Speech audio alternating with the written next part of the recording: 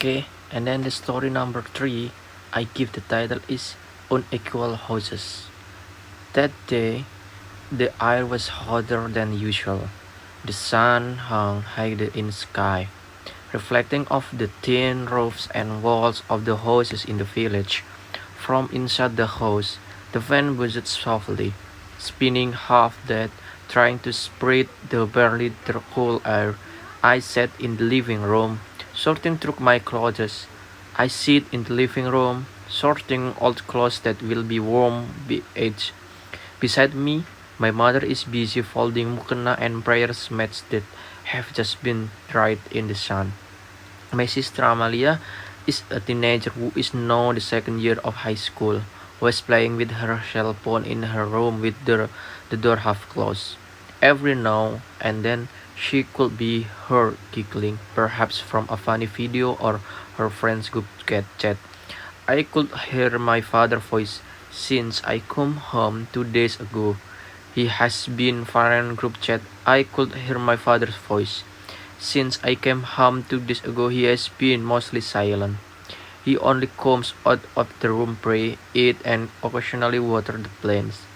No long conversation, no asking for news, not even a comment about my studies. Everything feels cold, as as if this house has become the same place but without the warmth I used to know.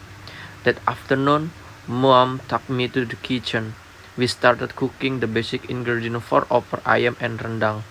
Our family specialists during it, my hand was chopping onions while Mom was busy stirring coconut milk on the small loaf, coconut milk on the small stove. And in the evening, your father usually sits on the terrace. You can accompany him. My mom said without turning around. I didn't ask for, not because I didn't want to, because I didn't want to say. The distance between me and my father was longer than the distance between Surabaya and Gresik. As a child, I used to sit on his lap while he read my stories. He was the first person to buy a storybook for me. But since I chose the literary path, our relationship slowly changed. He felt I was wasting my time. Can you become a literator? He said at the time, and I replied with one silence. Nightfall after dinner, I ventured on the terrace. Father was sitting on the wooden chair, looking up the starless sky, not forgetting the biscuit and tea, and always accompanied him, and the radio that was always on. I pulled out a plastic chair and sat next to him without saying anything.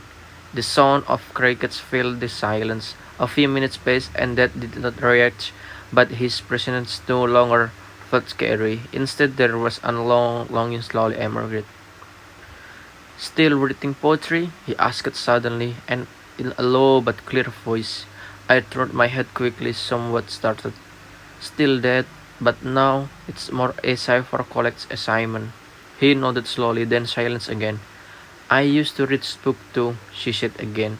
I still have this old book in the closet. I know the books he was referring to, books of history books, Pramudia novels, and short story collection from the past. I used to secretly read them in junior high school. Why don't you ever tell me that? I asked quietly. Dad stopped chewing his biscuit. And then my dad say, maybe I was disappointed that you didn't follow the path I took was best. But over the years I've realized that you have your own path. I held my breath. The words were like a boulder that had finally been shifted from my chest. I'm just afraid you'll be disappointed, he continued. That life is not what you imagine. I looked down. I'm scared to death, but if I don't cry, I won't know. But if I don't try, I wouldn't know. He turned off the radio and cleaned up the rest of his biscuit, then stood up slowly. Before entering the house, he said softly, you are my son. Your pet is the pet I pray for. And that night, with the hugs of tears, I felt a little closer and a little warmer. The next morning, the house started to feel like the old days again.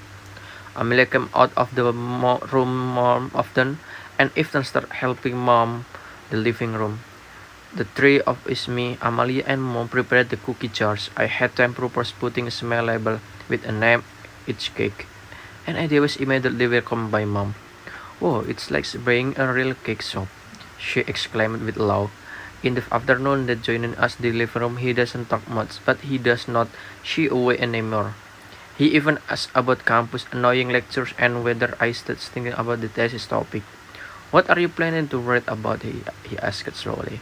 I smiled, and then I asked, and then I answered, "Maybe about the psychological impact of Theodekers and Donatars, the Goldfinch." The judge nodded, but I know he was listening toward evening. I sat alone in my room, writing short poems. The poem is "In a house that is not the same."